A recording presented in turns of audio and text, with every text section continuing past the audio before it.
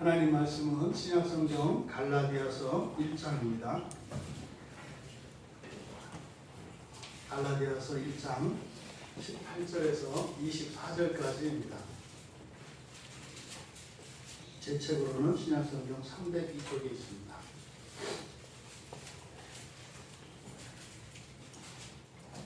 우리 같이 한 목소리로 함께 읽겠습니다. 그 후 3년 만에 내가 게바를 방문하려고 예루살렘에 올라가서 그와 함께 15일을 머무는 동안 주의 형제 야고보 외에 다른 사도들을 보지 못하였노라. 보라, 내가 너희에게 쓰는 것은 하나님 앞에서 거짓말이 아니로다. 그 후에 내가 수리아와 길리기아 지방에 이르렀으나 그리스도 안에 있는 유대의 교회들이 나를 얼굴로는 알지 못하고 다만 너희를 박해하던 자가 전에 멸하려던 그 믿음을 지금 전한다 함을 듣고 나로 말미암아 하나님께 영광을 돌리니라. 아멘. 잠시 기도합니다. 진리의 영이신 성령님, 이 시간 하나님의 말씀을 풀어 가르쳐 주시고 깨달아지게 하시고 믿어지게 하옵소서. 그래서 참으로 하나님의 말씀이 저희들의 생명의 양식 되게 하옵소서. 감사하며 예수님의 이름으로 기도하옵나이다. 거룩한 주일 하나님께 예배하기 위하여 여러분들의 모든 것을 뒤로 하고 이 시간을 구별하여 또 장소를 구별하여 예배에 참석하신 여러분들을 주님의 이름으로 축복합니다. 여러분들의 그 헌신과 그 기대에 대하여 하나님께서 복으로 갚아주실 줄 믿습니다. 오늘 설교의 제목은 바울 사도의 이제 외로움과 영광입니다. 외로움. 여기서 지금 다루는 사건은 이제 사도행전 9장에서 9장에 생략된 내용입니다. 그래서 이게 단순히 바울 사도만의 이야기가 아니라 예수를 믿지 않았던 어떤 사람이 예수를 믿고 난 이후에 이제 그에게 어떤 변화가 나타납니다. 그러면 예수를 믿고 난 뒤에 일어나는 그 변화를 주변에서 어떻게 반응을 하는가 나타날 수 있는 두 가지 반응에 대해서 이야기를 하고 있습니다. 그러니까 이것은 단순히 바울 사도만의 이야기가 아니라 예수를 처음 믿을 때 일이기도 하고 또한 예수를 믿었지만 또 하나님의 은혜를 받아서 우리가 또 새롭게 회개함으로 우리의 본성과 삶이 변화되어졌을 때 우리가 경험할 수 있는 그런 반응들입니다. 이것은 종종 신앙생활하면서 왜 교회 안에서 이런 일이 일어날까? 왜 이런 사람들이 이렇게 생각할까? 이런 저런 의문점을 우리가 갖기도 합니다.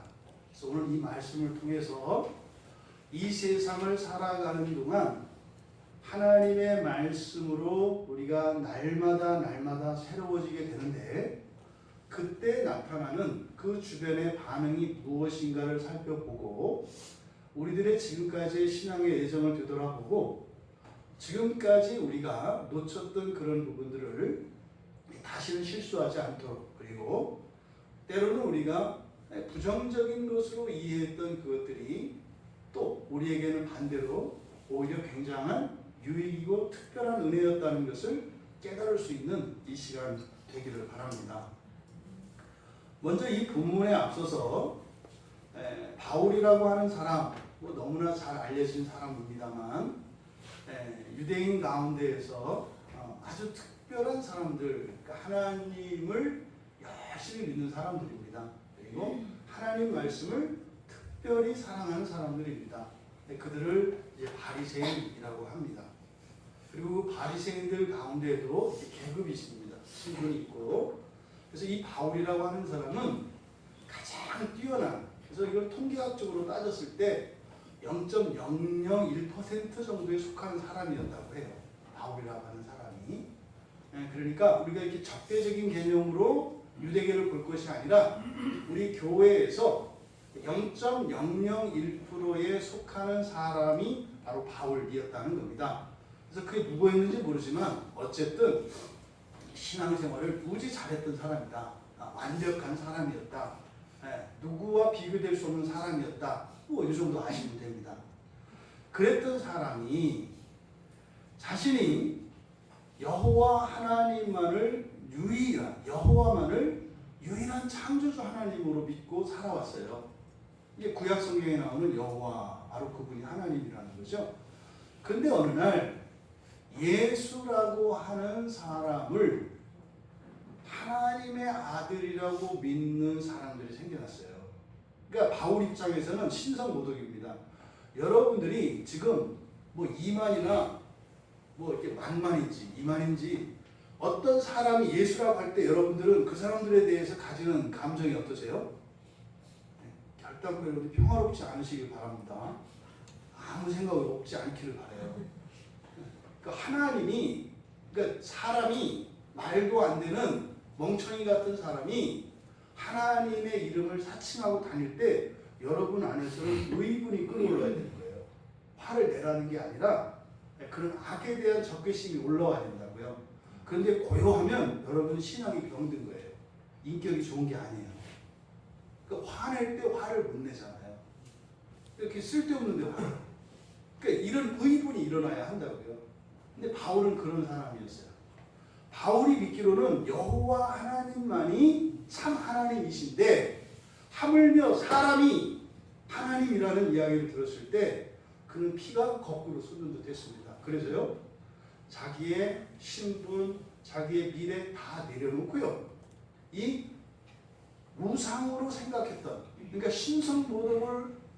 신성모독이라고 생각했던 이 그리스도인들을 뿌리 뽑는 일에 자기 인생을 다 걸었어요.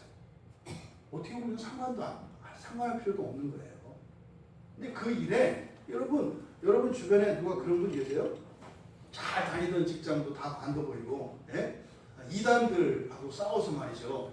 이단들을 없애겠다고 그렇게 사는 사람이 있냐고요. 굉장히 여외적인 사람이죠. 그러니까 그냥 옳고 그르고 뭐 이렇게 따질 것이 아니라 어쨌든 그의 열심, 그가 믿는 하나님에 대한 그 열심만은 대단하다. 하나님이 알아줄 만하다. 뭐 이렇게 생각을 할 수 있단 말이에요. 근데 문제는 그렇게 이단이라고 생각했고 그렇게 신성모독을 하는 뿌리 뽑아야 되는 그 집단의 수괴라고 생각했던 예수님을 신비적으로 만나요. 그 제자들을 싹 쓸어버리려고 가는 도중에 갑자기 하늘에서 빛이 내려오는 겁니다. 그래서 그 빛이 얼마나 강렬했으면 빛 너머에 무엇을 볼 수가 없어요. 그 순간 예수님을 만났을 때 바울의 주변은 끝도 헤아릴 수 없는 엄청나게 강렬한 빛이 바울의 시선에 들어왔습니다. 그러니까 세상이 보이지 않아요. 눈이 먼 게 아니라 빛이 강렬했기 때문에 그 빛 너머에 있는 이 세상의 사물들이 보이지 않는 겁니다. 거기서 예수님을 만났어요. 되게 신비적인 체험이에요. 그리고 나서 이 바울은 굉장히 혼란스러워졌습니다. 그동안 자기가 철석같이 믿고 있었던 그 신념, 그리고 자신이 알고 있었던 구약의 모든 율법과 이 말씀들에 대한 지식, 이것이 잘못된 거라는 것을 깨달은 거예요. 여러분, 이게요, 내가 확신하고 있던 것이 확 무너졌을 때 금세 그렇구나 이렇게 안 바뀝니다. 시간이 걸립니다. 이게 뭔가 해서 이런 시간이 걸리죠. 바울 사도도 마찬가지입니다. 그때 그의 머릿속이요, 텅 비워지는 것 같다. 뭐 그냥 탁 얘기만 하면 줄줄줄줄 그냥 하나님의 말씀, 구약에 있는 말씀들을 이야기할 수 있었던 사람이 이제는 뭐요? 아무것도 모르는 사람같이 되었다고요. 게다가 이제 눈까지 뭐 사물을 한 치 앞도 볼 수 없는, 제약가림도 할 수 없는 하나님의 말씀을 묵상하고 지금 내가 내 집에도 되돌아갈 수 없는 상황이 되어버린 바울이었습니다. 그런데 그 바울, 그때 여러분 지금까지 그것이 진리라고 믿고 자신의 인생도 다 포기하고 그렇게 예수 믿는 그리스도인들을 죽이기 위해서 열심히 살아왔던 자신의 지난날의 삶을 생각했을 때 어떻게 했어요? 미치는 거죠. 지난날 자기 인생에 대한 후회, 그리고 자기가 또 두려움도 있지 않겠어요? 내가 겁도 없이 하나님인 줄도 모르고 예수를 이단이라 하고 그걸 죽이려고 그렇게 내가 살아왔던 지금까지의 인생, 자신의 과거의 행위에 대한 이런 두려움들이 막 밀려오지 않았냐고요. 그리고 엄청난 수치심이 있었겠죠. 여러분 아시죠? 한치의 흠도 없는 사람이에요. 실수한 적이 없는 사람이에요. 그런데요, 말도 안 되는 실수를 하고 살아온 거예요. 이렇게 자존심이 강한 사람들에게 이런 실수는, 이런 수치감은 심지어는 목숨을 끊기까지 합니다. 이거는 내가 상상도 할 수 없었던, 그래서 다른 사람들이 실수하거나 좀 문제가 있으면은 그것을 이렇게 눈 아래로 내려보았던 자신이 그 사람들보다도 비교할 수 없을 정도로 미련하고 어리석고 악했다고 하는 사실을 깨달았을 때 바울이 어떻게 했냐고. 어쩌면 그에게 그래서 그 자리에서 자신의 목숨을 끊는 것이 유일한 대안이었을 가능성이 많습니다. 그런데 성령께서 그의 마음을 꽉 잡으셨죠. 바로 예수님이 자신이 알았던 그 구약의 바로 주인이 예수시라는 걸 알게 됐어요. 시편의 노래들이 그 족장의 역사 속에서 하나님께서 이루시고자 하셨던 완전한 족장, 그리고 그 제사장들 가운데에서 그렇게 흠이 많고 허물이 많고 그렇게 실수가 많았던 그 인간 제사장들이 아니라 완전하신 제사장, 탐욕과 우상에서 벗어나지 못하였던 그 왕들이 아니라 완전하신 왕. 구약은 예수에 대한 이야기였구나. 그러니까 그가 알고 있었던 복잡하고 많았던 그 구약의 지식들이 한마디로 요약이 되는 거예요. 예수였구나. 그때 예수의 무게는 억만금이었을 겁니다. 예수라고 하는 그 이름을 들었을 때 그냥 땅 속으로 꺼져 들어갔을 거라고요. 영광의 무게가 너무나 커서. 그런데 바울은 깨달았지만 그 이전에 가졌던 그 생각도 금세 지워지지 않는 거예요. 여러분, 전혀 다른 것이 들어와서 이렇게 대체됐어요. 그때 바울은 혼자서 그걸 해결할 수가 있겠습니까? 해결할 수 없죠. 누군가를 찾아가서 이야기를 해야 되잖아요. 근데 바울의 신분은요, 이제 아무도 찾아갈 수가 없어요. 자신이 이렇게 목숨과 같이 여겼던 유대교의 그 교리와 그 가르침들이 굉장히 중요한 핵심이 빠져있는 것이 잘못된 생명이 없는 것이라는 것을 이미 깨닫는 순간 그는 더 이상 유대교로 돌아갈 수 없는 사람이 되었습니다. 그렇게 탁월한 스승이었고 바울을 총애했던 가말리엘이라고 하는 가장 탁월한 교사 가운데 교사였던 그 스승님에게도 찾아갈 수가 없습니다. 왜? 이제 자신은 그 선생님에게 대적하는 사람이 되어버렸어요. 그렇다고 예수 믿는 사람들을 찾아가겠어요? 지금까지 자기가 한 일이 있는데 지금도 내가 예수 제자들을 죽이려고 더군다나 그 스데반을 순교할 때 그때 증인으로 나섰던 사람이에요. 이미 그리스도인들에게서 이 바울은 악명이 자자합니다. 예수를 믿었으니 예수를 믿는 형제들에게 가겠습니까? 옛날에 유대교에 뛰어난 사람이었으니 유대교인들에게 가겠습니까? 갈 데가 없어요. 이때요, 바울은 굉장히 외로웠을 겁니다. 진리 때문에, 예수를 만난 것 때문에 바울의 전 인생과 전 인격은 외로움이 완전히 덮어버렸을 겁니다. 어느 누구 하나 믿을 수 있는 사람 없고 의지할 만한 사람 없어요. 그러니 그의 선택은 뻔합니다. 모세가 그랬던 것처럼 하나님 앞에 나아가야 돼요. 그래서 아라비아 광야로 나갑니다. 그가 아라비아 광야에서 지냈던 그 시간들은 신비로 묻혀 있습니다. 다만 거기에 가서 이제 하나님과 만났고 거기에서 분명히 주님으로부터 어떤 가르침을 받았다는 것을 우리가 짐작을 할 수 있습니다. 그리고 이제 모든 것을 정리할 수가 있었습니다. 그리고 이제는 그리스도인으로 담대하게 살아갈 수 있게 되었습니다. 그리고 이제 광야에서 돌아온 바울은 예전에는 그리스도교를 박해하고 그리스도인들을 다 죽이기 위해서 열심히 살았던 그 열심을 이제는 그 믿음을 위하여 그 예수 그리스도의 복음을 증거하기 위하여 살아가는 사람이 됐습니다. 그리고 이제 그가 복음을 전하면서 다니는데 이제 문제, 한계에 부딪히는 거예요. 자꾸 복음을 전하는데 문제가 생겨요. 그래서 이거 반드시 해결해야 될 문제가 있구나. 이거를 깨달았습니다. 이게 뭐예요? 자신의 정체성입니다. 바울이라고 하는 사람이 누구냐? 그리스도인이냐? 바리새인이냐? 이 바울이 아무리 복음을 전하고 다니지만 이 문제가 자꾸 걸리는 겁니다. 오히려 자신이 가면 교회 안에 분란이 일어나는 거예요. 그래서 이 부분은 해결해야 되겠다라고 생각을 했어요. 그런데 바울이 그렇게 하려면 예수님의 사도들을 만나서 그 사도들로부터 인정을 받고 그렇게 공인되어야 하는데 만날 자신이 없는 거예요. 만날 자신이 없어요. 그러니까 고민하면서 시간을 보낸 겁니다. 그리고 이제 드디어 때가 된 거예요. 그게 오늘 본문입니다. 18절에 그 후 3년 만에. 여기서 가리키는 3년이 정확하게 뭘 말하느냐?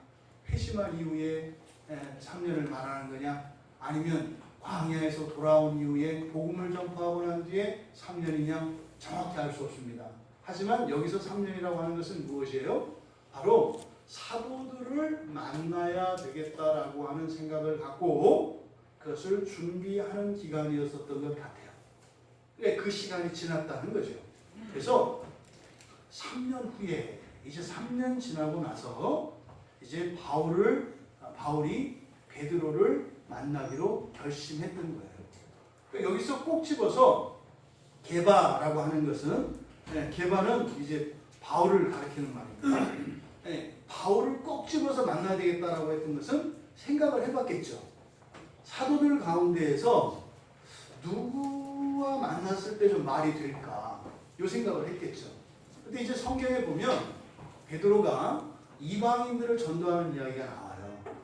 그러니까 사도 가운데에서 이방인들한테서 이렇게 들을 수 있는 사도의 이름이 아마 베드로였을 가능성이 많아요. 그러니까 좀 말이 통하겠네. 이래서 이제 아마 게바를 목표로 했던 것 같아요. 그래서 이제 베드로를 만나기 위해서 예루살렘으로 올라갔다는 거예요. 근데 오늘 요 지금 18절, 19절 말씀, 요 본문을 좀 우리가 살펴봐야 하는데 이렇게 되어 있지 않습니까? 게바를 방문하려고 예루살렘에 올라갔다. 그런데 그와 함께 15일을 머물렀다. 그런데 주의 형제 야고보 외에는 다른 사도들을 보지 못했다. 문장이 좀 엉켜 있습니다. 이 내용이. 지금 하나하나 좀 우리가 뜯어서 살펴보면 방문하려고 라고 하는 이 단어가 있어요. 방문하다 이 말은 그냥 이렇게 들른다 이런 의미가 아니라 누군가를 알기 위해서 직접 만나서 그 사람에게 물어보고 대답을 들어서 아는 거예요. 이거를 이제 교회 용어로 뭐라고 해요? 신방이라고 하죠. 그러니까 여기서 방문한다는 것은 신방이에요. 신방은 놀러 가는 게 아니죠. 신방은 목적을 갖고 갑니다. 왜요? 그 성도의 삶의 형편은 어떤지, 그의 신앙은 어떻고, 그 영혼의 상태가, 영적인 분위기가 어떤지를 알기 위해서 갑니다. 그래서 그것을 보고 도움을 주기 위해서 가는 거죠. 그러니까 바울이 개발화되어 있는 이 베드로를 지금 어떻게 해요? 알아보러 확인하기 위해서 가는 거예요. 정말 내가 들었던 그 베드로가 베드로인지, 그리고 예수님에게서 직접 배웠던, 예수님이 지상에 계실 때 직접 배웠던 사도들, 그들은 어떻게 배웠는지, 자신이 배운 것, 자신이 예수님에게서 배운 것과 그들이 예수님에게서 가르침 받은 것이 일치하는지, 이것을 확인하러 가는 거예요. 아직 바울 사도는 다른 사도들과 만난 적이 없어요. 그러니까 바울도 예수님으로부터 직접 가르침을 받았습니다만 따로 개인 과외를 했다고요. 다른 제자들은 같이 과외를 했는데 바울만 따로 과외를 했어요. 그러니까 자신이 배운 것과 이 사도들이 배운 것이 일치하는지를 알아봐야 할 필요가 생긴 거예요. 그 내용을 지금 방문하려고 예루살렘에 갔다, 이렇게 얘기하는 거예요. 갔습니다. 근데 우리말 성경에는 그와 함께 15일을 머물렀다, 이렇게 돼 있어요. 그러면 이 말은 뭐예요? 바울하고 15일 동안 함께 지냈다, 이렇게 이해가 되잖아요. 근데 이거는 오역입니다. 오역이에요. 이게 같이 지나지 않은 거예요. 결론적으로 말하면 못 만났어요. 왜 이제 그 말씀을 드리냐면, 지금 그와 함께라고 번역되어진 이 단어가 성경에서는 예를 들어서 지금 우리는 이렇게 함께 있죠. 이렇게 함께 있다라고 할 때 사용하는 말이 있어요.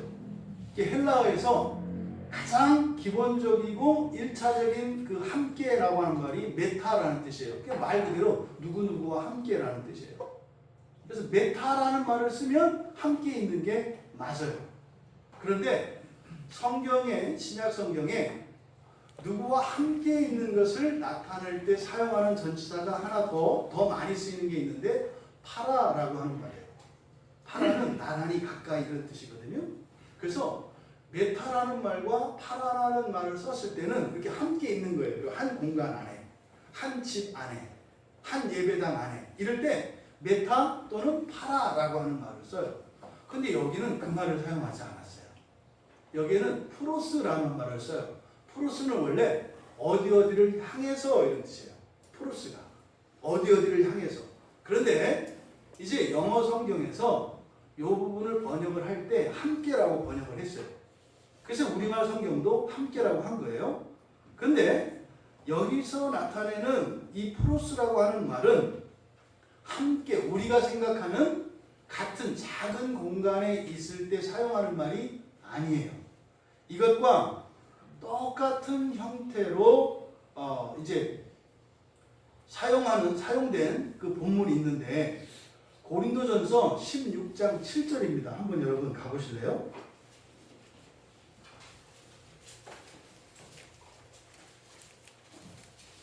바로 앞에 고린도전서 16장 7절에 가보시면 지금 여기에 이제 함께, 그와 함께라고 번역되어진 이것과 똑같이, 단어가 똑같이 사용된 곳이에요. 딱 한 군데, 여기거든요. 16장 7절을 보시면 그렇게 되어 있어요. 이제는 지나는 길에 너희 보기를 원하지 아니하노니 왜냐하면 만일 주께서 허락하시면 얼마 동안 너희와 함께 머물기를 바라기 때문이다. 이렇게 이제 번역이 되어 있는데, 지나가는 길에 너희들한테 잠깐 들으려고 하지 않는다. 그 이유 왜냐하면 내가 소망하기 때문이다. 이렇게 있어요. 내가 소망하기 때문이다. 뭘 소망하느냐? 언젠가, 다시 말해 하나님의 때를, 그러니까 어떤 때를 소망하기 때문이다. 그 어떤 때가 뭐냐? 내가 너희를 향하여 있기를. 여기 프로스라는 말을 썼어요. 그러니까 프로스라는 말을 함께라고 번역되었을 때는 그냥 이렇게 작은 공간에서 머무는 것이 아니라 넓은 의미에서 함께라는 의미로 쓰일 수 있어요. 그러니까 예를 들어서 우리가 안양 지역에 있잖아요. 그러면 예를 들어서 뭐 우리 제 친구 누가 예를 들어서 부산에 살고 있었어요. 야, 나도 너와 함께 있었으면 좋겠어. 그리고 이제 안양으로 이사 왔어요. 10년 됐는데 한 번도 본 적이 없어요. 근데 뭐라 그래요? 아니야, 함께 산다 그래요. 함께. 그러니까 여러분 그걸 그렇게 하시죠. 외국에 있는 사람들을 더 자주 만나는 거 아시죠? 외국에 있는 사람들을 한국에 올 때마다 만나요. 근데 한국에 있는 사람들은 평생 안 만나요. 왜? 그냥 함께 살고 있어서. 한국에서 함께. 그래서 이 프로스라는 말로 함께라고 할 때는 뭐예요? 그냥 넓은 의미에서 함께라는 뜻이에요. 근데요, 마음이 함께 있다는 뜻이죠. 이런 뜻이에요. 그러니까 이 프로스라는 말을 가지고 너와 함께 있다라고 하는 것은 너희들 이렇게 지금 남한과 북한이 이렇게 나뉘어 있지 않습니까? 공간적으로 못 돼 있잖아요. 그러니까 우리가 통일되었으면 좋겠어. 함께 살았으면 좋겠어. 북한 사람과 남한 사람들이 다 함께 살았으면 좋겠어. 그럴 때 통일되면 다 함께 사나요? 그게 아니라 장벽이 없고 막힘이 없는 걸 말하죠.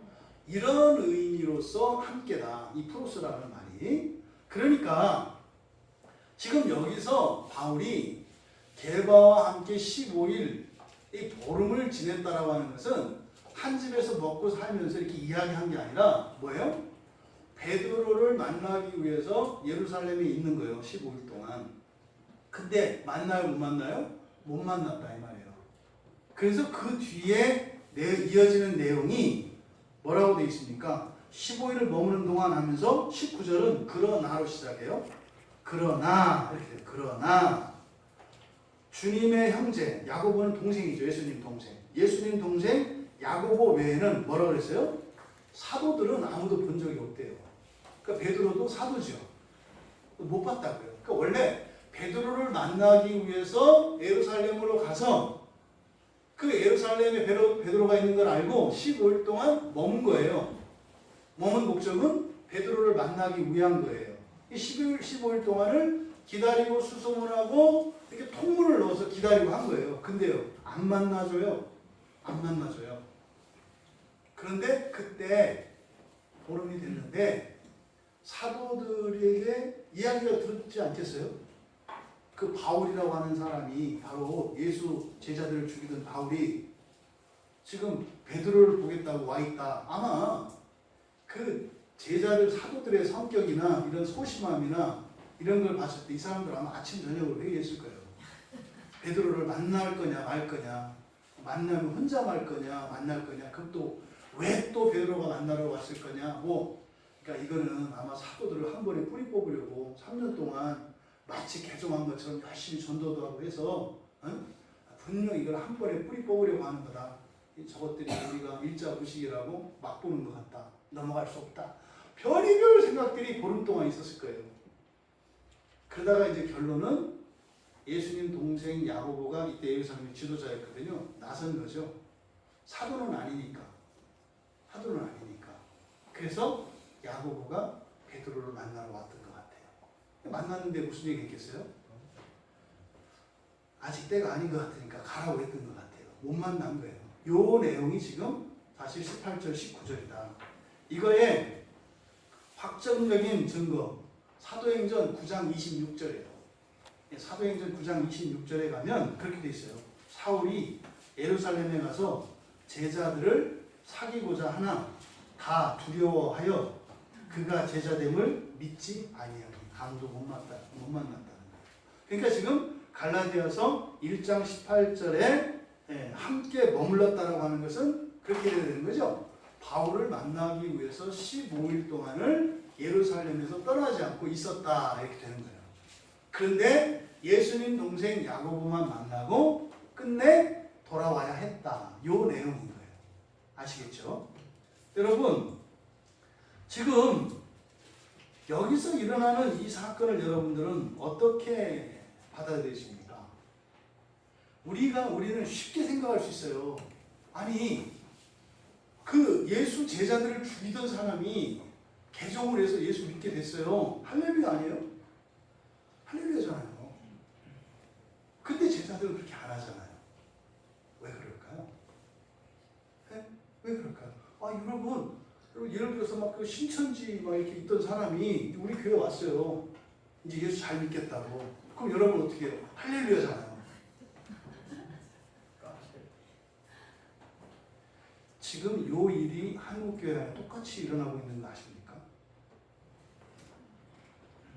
이단에 있던 사람들이 교회에 들어오면요, 마음을 안 든다니까요. 15일을 예루살렘에 머물렀는데 사도들이 만나주지를 않아요. 이상하죠? 불교에 있다고 오면 받아주는데 왜 이단에 있다고 안 받아주는지. 혹시 우리들이 성경에 대한 컴플렉스 때문에 그런 게 아닐까? 두려움이 있죠. 두려운 거죠. 사도들도 지금 바울을 만나지 않은 이유는 뭐예요? 두려움이에요. 그리고 상대가 바울이에요. 바울은 무지 똑똑한 사람이에요. 이거는 말싸움에서 이길 수 있는 사람이 아니에요. 또 듣자 하니 신비 체험을 했대. 왜? 아나니아에게 소문이 보고가 왔을 거거든요. 예수의 영이 아나니아에게 와서 바울의 눈을 띄워주고 했다는 얘기 다 들었을 거라고요. 그러니까 뭐 하나 바울보다 자신 있는 게 없어요. 신비 체험도 없죠. 왜? 이 사람들은 예수님의 부활을 믿지 않았던 사람들이에요. 그거 다 도망가고 배반했던 사람들이라니까요. 근데 바울은 그 엄청난 자기의 그 기득권까지 다 내려놓고 지금 됐어요. 그러니까 이 사도들이 내려놓은 거하고 좀 달라요. 이게 비교할 수가 없다니까요. 그러니까 이게 만나기가 꺼려지는 거예요. 게다가 사실은 제일 두려웠던 거는 사도행전에서 이야기한 것처럼 뭐예요? 그가 제자됨을 믿지 아니하고. 이건 무슨 말이에요? 그동안 그의 행적들을 순수하게 보지 않았다는 거예요. 이거는 필시 어떤 목적을 가지고 이런 척하는 거다. 이런 일이 우리 안에 있어요. 어떤 사람이 은혜를 받고 새로워지면 아유 몇 조금이나 많아 보자. 그 성질이 어디 가랴. 그래가지고 아주 그 성질을 이렇게 부추겨. 그리고 절대로 변하면 안 되겠어. 어떻게 하면 그거를 다시 일으킬까? 아니까 그걸 막 붙이게. 그래서 딱 하면 내 말이 맞지. 너무 똑같지 않아요? 지금 사도들이에요. 사도들이라. 근데 이게 똑같아요. 신기할 정도로요. 어떤 때는 의식적으로 그러기도 하지만 무의식적으로 그러기도 한다니까요. 그러니까 자꾸 과거로 봐요, 사람을. 나는 너의 과거를 알고 있어. 내가 네 아내잖아. 뭐 내가 네 남편이잖아. 뭐 이런 거예요. 어렸을 적부터 우리 같이 지냈잖아. 뭐 이런 거죠. 그러니까 자꾸 밑으로 끌어내요. 그런데 그 속에는 무엇이 있다? 두려움이 있어요. 여러분, 사람이 가지고 있는 기본 감정 중에서 기본 감정은 없어지지 않아요. 그러니까 지금 바울 사도에게는 극심한 외로움이 있습니다. 다 끊어졌다니까요, 관계가. 그 좋았던 친구들, 선생님들 다 끊어졌어요. 한평생 말이에요. 자신의 영광과 이게 다 끊어졌다니까요. 그런데 딱 하나 뭐였어요? 예수 믿는 이 사도들만은 나를 이해할 줄 알았죠. 그래서 왔는데 거절해요. 이게 지금 바울이 느끼고 있는 외로움이에요. 예수를 믿었더니 좋아요? 좋긴 뭐가 좋아요? 다 잃어버렸어요. 사람도 잃어버리고 재산도 잃어버리고 신분도 잃어버리고 다 잃어버렸어요. 이거 뭐예요? 나는 유대교인도 아니고 그리스도교인도 아니고 난 뭐냐고. 그럴 때 우리는 얘기해요. 왜 찾아왔냐고. 왜 찾아왔냐고. 또 찾아왔으면 사도들이 날 반겨줘야지. 3년 동안이나 이렇게 했잖아. 그러면 내 진심을 좀 이제는 충분히 이제는 알겠다 해가지고 그 말만 하잖아요. 제가 이거 겪어봐서 안다니까요. 제가 겪어봤어요. 이렇게 말도 안 되는 얘기를 해서 일정 기간을 사람들이 알아들을 수 있겠지 해서 그 시간을 보냈는데 상관이 없어요. 그냥 자기들이 생각하고 싶은 대로 생각하는 거예요. 그럼 만약에 그러면 이런 기간을 내가 가질 이유가 없는데 그렇게 했는데도 아니라는 거예요. 뭐예요? 믿지 못하겠다는 거예요. 어떤 딴 생각이 있다는 거예요. 이게 지금 제자들 마음속에 뭐예요? 두려움이 있다고요. 그러니까 지금 바울 사도의 마음속에 있는 외로움, 다른 사도들의 마음속에 있는 이 두려움이 서로를 만나지 못하고 있는 겁니다. 뛰어넘을 수 없는 같은 예루살렘 안에 있고 또 그렇게 만나고자 15일이라고 하는 시간을 충분히 기다리고 통문을 넣어도 만날 수가 없어요. 뭐 때문에? 외로움과 두려움 때문에. 더 이상 바울은 여기에 머물 필요가 없는 겁니다. 오히려 정말 자신의 그 고독을 달래보고 이제 신앙 안에서 그 형제들과 새로운 관계를 맺기 위해 예루살렘에 찾아왔지만 오히려 바울에게는 외로움만 더 커졌습니다.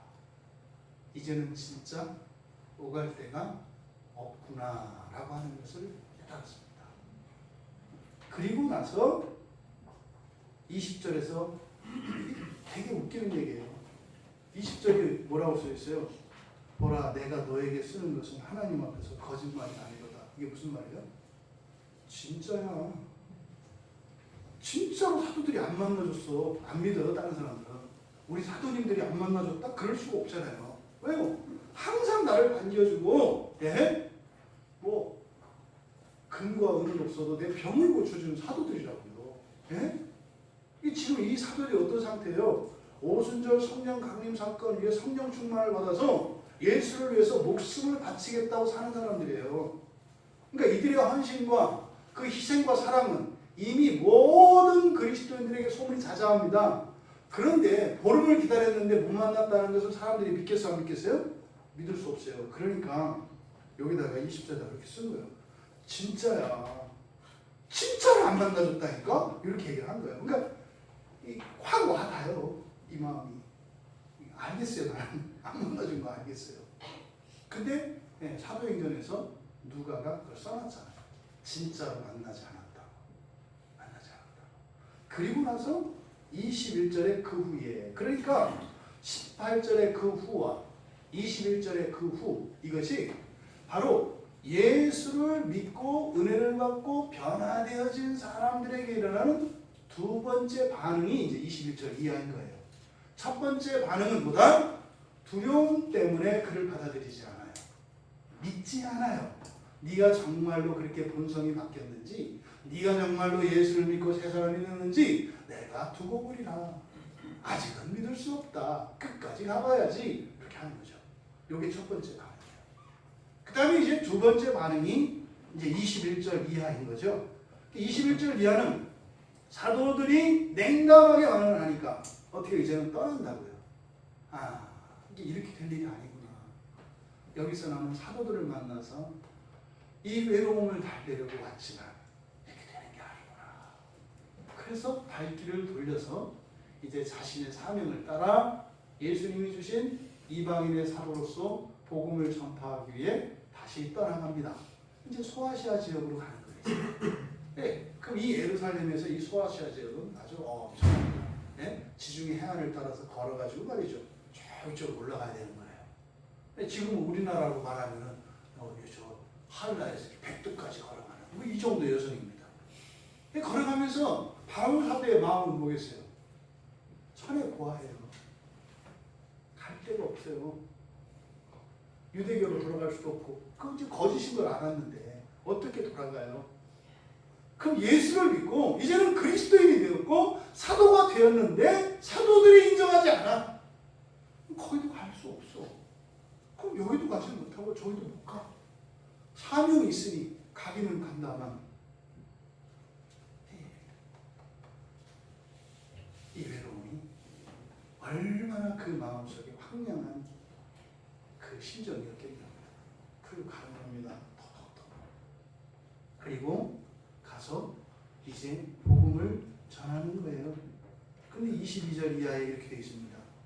그리스도 안에 있는 유대의 교회들이, 여기서 이제 그리스도 안에 있는 유대의 교회라고 하는 것은 이제 회당을 이야기하는 건데, 이때 당시에 두 종류의 회당이 있다는 것을 알 수 있어요. 그러니까 유대인의 회당이 있고 그리스도인들의 회당이 있는 거예요. 그러니까 유대인들은 11명 이상이면 회당을 짓거든요. 근데 유대교인들 회당이 따로 있고 그리스도교인들 회당이 따로 있다는 거죠. 그걸 여기서 교회라고 이야기를 하는 거예요. 거기에 가서 얼굴로는 알지 못하고 다만 우리를 박해하던 자, 바울이 아는 거죠. 아, 그 사람이 그 사람이야? 뭐 이런 거죠. 이 사람이 그 사람이야? 옛날에 막 벌벌벌 떨던 그 사람? 뭐 이거를 뭐 밥도 안 먹고 저 예수 믿는 사람이라면 쫓아와서 막 잡아가던 그 사람? 스데반 집사가 그 죽을 때 결정적으로 이 사람만 없었으면 안 죽을 수 있었는데 그때 내가 증인이요 해가지고 스데반이 죽었다고 했던 그 증인 이 사람이라고 다 아는 거예요. 그런데 그가 와서 이야기하는데 뭐라 그래요? 그가 전에 멸하던 그 믿음이 뭐겠어요? 예수 그리스도죠. 예수 그리스도가 살아계신 하나님이시라는 거죠. 구약의 모든 예언이 바로 그리스도 예수에 관한 예언이라는 거죠. 이거를 지금 말하는 거죠. 그 믿음을 전한다음을 듣고 나로 말미암아 하나님께 영광을 돌리니라. 이상한 말. 이거 뭐지? 이게 뭐지? 여기는 지금 복음을 전했더니 내가 과거에 그렇게 폭행자였다는 사실을 다 아는데 이 사람들은 그게 은혜가 돼. 아까는 뭐라 그랬어요? 그것이 아직 없어지지 않았다, 변하지 않았다라고 믿지 않았다 그랬어요. 근데 이 사람들은 그게 은혜가 된다. 정반대죠. 정반대죠. 그러니까 과거의 그리스도인들을 박해하던 사람이었다고 하는 그의 과거가 어떻게? 오히려 하나님의 영광을 높이더라. 어떻게 그런 사람이 이렇게 됐대? 야, 하나님 놀랍다. 하나님 놀랍다. 지금 여기에서 일어나는 이 놀라운 변화를 보고 바울은 깨달았을 겁니다. 아, 내가 사도들을 의지하고 사도들에게서 나의 외로움을 풀려고 했던 것이 얼마나 어리석고 잘못된 것이었는가를 알게 된 것이요. 사실 여러분, 예수를 믿는 사람들은 예수 믿는 사람들이나 믿지 않는 사람들이나 다 외로움이 있고 다 두려움이 있어요. 근데 세상 사람들은 푸는 방식이 뭐예요? 사람들에게서 풀려고 한다고요. 사람들에게서. 근데 이게 그렇게 되는 게 아니다 이 말입니다. 그거 다 알아요. 이 세상 사람들은. 사람이 푸는 게 아니에요. 술이 풀든지 게임이 풀든지 화투가 풀든지 운동이 풀든지 푸는 거지 사람이 푸는 게 아니에요. 여러분 외로울 때 둘이 한번 있어봐. 외로움이 풀리나? 뭘 해야 같이 무엇을 할 사람이 필요한 거지 그냥 있는 게 아니에요. 하다못해 손이라도 만져야지. 그냥 여기 있으면 풀리는 게 아니에요. 스트레스가 쌓여. 절대 사람은 사람의 외로움을 풀어줄 수 있는 게 아니에요. 그거를 이제 바울이 깨달았죠. 여러분, 지금 이 바울의 입장에서 그에게 일어난 이 변화들을 우리가 한번 생각해 보면 알 수 있어요. 예수를 맨 처음 믿었을 때 너무나 당혹스럽고 정말 그동안 자신이 살아왔던 그 삶이 너무나 악하고 어리석고 미련한 것이었다는 이런 후회와 자책감과 허탈함, 이게 막 공허함이 왔다고요. 진짜일까? 아닐까? 이게 뭘까? 바로 예수 만나기 전까지는 확실했던 그것들이 이제는 없어져 버리고 지금 새로운 것이 나를 들어왔는데 어느 게 진짜일까? 이런 고민이 없었겠어요? 이제 광야에 가서 씨름하고 말이죠. 기도해서 확신을 갖고 이제 살았는데 또 그리스도인들이 인정하지 않는 이 외로움. 그리고 거기서 그들의 두려움을 받다고요. 그렇지. 이게 사실은 바울이 이전에 예수님을 영접하기 이전에도 그 안에 있었던 것들입니다. 해결할 수 없었던 것들입니다. 외로움과 두려움은 해결되지 않습니다. 사는 동안. 이 세상에서는 절대로 해결되는 게 아니에요. 그거는 누구에게나 다 있는 거예요. 예수 믿었다고 해서 사라지는 게 아니에요. 그런데 지금 이 두 가지 사건을 통해서 바울은 깨달은 거죠. 아, 이런 감정들은 이 세상에서 사라지는 게 아니구나. 그럼 이 외로움의 의미가 달라진 겁니다. 예전에는 그걸 풀어내려고 어떻게 해서든지 이 외로움을 없애려고, 또 사실은 다른 사도들도 이 두려움을 극복하려고 엄청 노력했을 거예요. 왜요? 이 사람들은 이 두려움 때문에 예수님의 튄던 사람들이에요. 베드로가 튀었잖아요. 두려움 때문에. 아직 해결 안 됐다니까요. 그때 예수님을 부인했던 베드로 지금 형제를 거부하고 있잖아요. 원인은 똑같은 두려움이에요. 오순절에 성령이 임했는데 두려움이 사라졌어요? 안 사라졌어요? 안 사라졌잖아요. 없애는 게 아니라고요. 없어지는 게 아니라고요. 지금 성경이 우리에게 그것을 가르쳐 주는 겁니다. 다만 여러분, 우리가 이 감정의 문제, 이 외로움과 이 두려움이라고 하는 이것에 대한 의미를 여러분들이 바꾸셔야 돼요. 외로움은 나쁜 거고, 예? 두려움은 극복해야 되는 거고, 이런 그런 대상이 아니에요. 이 세상이 재창조되기 전, 새하늘과 새 땅으로 완전한 창조가 이루어지기 전까지는 이 세상에 두려움과 외로움은 사라지지 않습니다. 여러분들이 가끔 예수 믿는데 이런 공허감이나 외로움이 왔을 때 괴로워한다고요. 그리고 뭐라고요?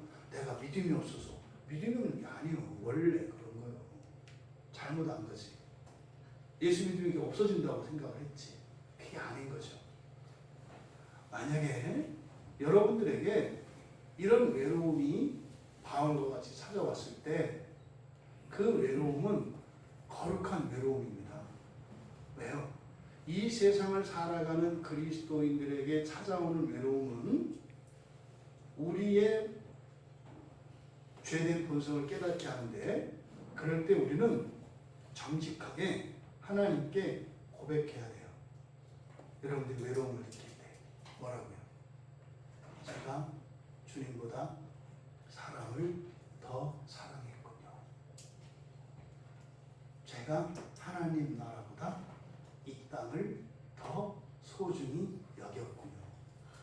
우리의 마음속에 외로움이 들어갔을 때 바로 우리가 지금 방향이 잘못되어 있는 것을 가르쳐주는 이정표예요. 그러니까요, 외로움은 굉장히 유익한 겁니다.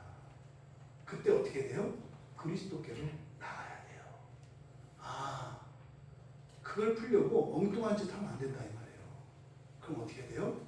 오히려 주님께 나아가고 복음을 전하고 기도하고 말씀을 들으면서 은혜를 채워서, 그치, 나를 꽉 채우실 분은 오직 그리스도 한 분이시지, 내가 만족할 수 있는 것은 진리지, 이렇게 가야 돼. 그러다 이제 또 진리가 진리면 사람한테 조심해. 그럼 또 이제 외로움이 확 찾아오면 진리일 게 아니구나. 그래서 또 진리로 가는 거지. 요 일이 이제 계속 일어나야 한다는 거예요. 그러니까 여러분들 안에 이런 외로움이 들어왔을 때 대처해야 되는 방법, 첫째, 인정하는 거예요. 내가 주님보다 나도 모르는 새 사람을 사랑하고 있구나. 하나님 나라보다 이 땅을 더 소중히 여기고 있구나라는 확실한 증거다 이 말이에요. 바울이 외로움을 느낀 이유가 뭐였어요? 그렇게 하나님을 신비적으로 만나고 주님으로부터 그래서 성령의 은사를 체험하고 살아가면서도 사도들의 인정이 필요했어요. 우리가 종종 그러잖아요. 하나님, 우리가 하나님만으로 만족해요. 하지만 제가 죄된 인간인지라 또 이렇게 사람의 정이 그렇고 이런 거 아니에요. 없어도 돼요. 근데 또 꼭 있어야 돼요.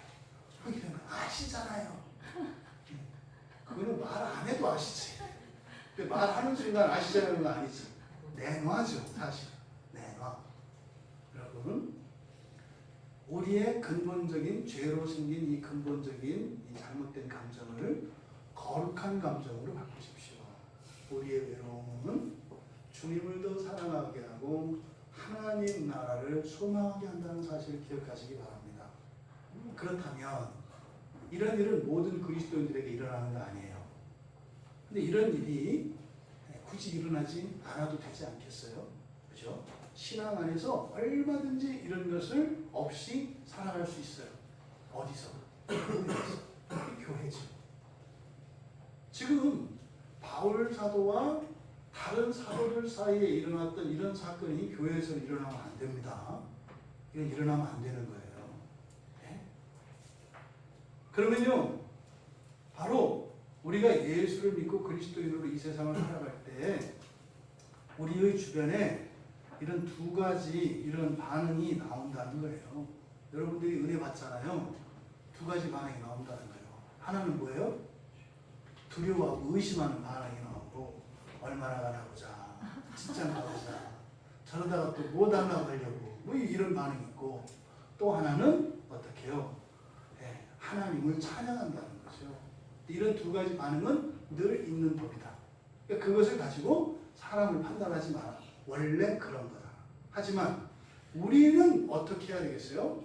두려워하거나 의심할 것이 아니라 그를 통해서 그를 변화시킨 하나님을 찬양하시면 되는 거예요.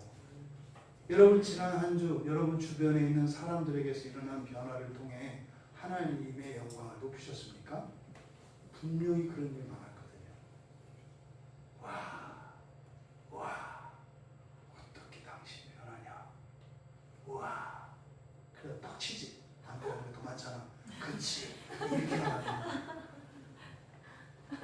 변화되어진 그것을 찬양하고 하나님의 영광을 높이시는 여러분 되시기 바랍니다. 약속이잖아요. 이건 시작이다. 이건 시작이다. 그러면요, 우리의 전 인격을, 우리의 모든 본성을 완벽하게 바꾸실 그 하나님을 저는 믿습니다. 여러분도 믿으시나요? 믿습니다. 지금은 너무 부끄럽죠. 죄송하고. 제가 예수님이 아니고 제가 어떻게 여기서 이렇게 뻔뻔하게 설교를 할 수 있겠어요? 자신만만하게. 근데 오늘은 제가 부끄럽습니다. 하지만 첫째 부활의 그날에 저는 한 점 부끄러움이 없을 것을 믿기 때문에 그날의 믿음으로 이 자리에 서서 여러분께 말씀을 전할 수 있는 거죠. 여러분은 주님께서 온전케 하신 그날까지 우리 서로의 허물을 덮어주고 작은 변화로 하나님을 찬양하는 우리 모두가 되기를 바랍니다. 앞서 말씀드린 것처럼 절대로 과거를 가지고 현재를 판단하지 마십시오. 그러면 현재가 과거로 들어가는 겁니다. 우리 인생에 가장 중요한 포인트가 있어요. 현재를 현재로 살아야 돼요. 근데 마귀는요, 현재를 과거로 살게 하거나 현재를 미래로 살게 해요. 실제로 타임머신이 있다고요. 똑같은 시간, 똑같은 공간에 살지만 어떤 사람은 과거에 가 있어요. 어떤 사람은 미래에 가 있어요. 이게 실제 일어난다고요. 그런데요, 우리의 과거와 미래를 바꾸는 것은 현재다. 그러니까 마귀는 우리로 하여금 현재를 살지 못하게 해요. 그래서 과거에 매기하거나 미래에 대해서 염려하도록 해서 우리의 생각을 과거나 미래로 끌고 가버립니다. 그러면 몸은 여기 있는데 생각은 과거와 미래를 살아요. 그러면요, 과거도 안 바뀌고 미래도 안 바뀌고 계속 미궁 속으로 점점 들어가게 됩니다. 그럼 놀라서 더 들어가요. 여러분, 하나님은 현재의 하나님이신 것을 잊지 마시기 바랍니다. 현재 하나님이 무엇을 하시거든 그것을 찬양하십시오. 과거에 어떤 일이 있었던 건 기억하지 마십시오. 하지만 내 자신의 과거의 실수는 늘 염두에 두어 또다시 반복하지 않도록 하는 그런 유익한 정보, 지식으로만 사용하십시오. 그리고 과거에 이런 관행들을 내보라면 내가 이렇게 했을 텐데 그렇게 하지 않고 다른 행동과 다른 삶을 사는 나를 통해 나를 변화시키신 하나님을 찬양하시는 여러분들 다 되시기 바랍니다. 여러분들이 외로울 때 하나님 나라를 소망하십시오. 오직 주님을 바라보십시오. 여러분 주변에서 전능하신 주님께서 쉬지 않고 이루어 가시는 구원의 놀라운 일들을 바라보십시오. 우리의 이런 외로움은 이 땅에 붙잡히지 않고 영원한 하나님 나라로 나아갈 수 있는 거룩한 외로움이 되었다고 하는 사실을 기억하시기 바랍니다. 또 우리가 교회 공동체 안에 다 그런 외로움이 있는 사람들이라는 것을 잊지 마십시오. 그러니 서로를 품어주고 기다려주고 이해해주고 격려해주며 완전한 그 하나님의 형상을 이룰 때까지 우리가 주님의 몸을 이루어 끝까지 함께 승리하는 단 한 사람이 나오자고 없는 우리 모두가 되시기를 주님의 이름으로 축원합니다. 우리 말씀을 생각하며 잠시 기도하겠습니다. 외로움은, 예수를 믿기 전의 외로움은 참 힘든 것이었습니다. 나의 일상도 깨뜨려버리고 살아갈 의욕과 소망도 잃어버리게 하는 것이었습니다. 근데 이제 예수를 믿고 난 뒤에 우리의 마음속에 이런 깊은 외로움이 파도처럼 밀려올 때 우리는 그 너머에 계시는 예수 그리스도를 바라볼 수 있습니다. 이 땅에 마음을 두려워하였던 우리의 정욕을 그 외로움의 파도를 씻어버리고 하늘을 향하여 날아오를 수 있습니다. 하나님, 이 외로움의 감정이 우리를 회피하려는 것이 아니라 그럴 때마다 더욱 하나님 나라를 바라보고 주님을 소망하며 그렇게 하나님 나라를 향하여 날아올 수 있는 은혜를 내려달라고 시간 우리 같이 기도하겠습니다.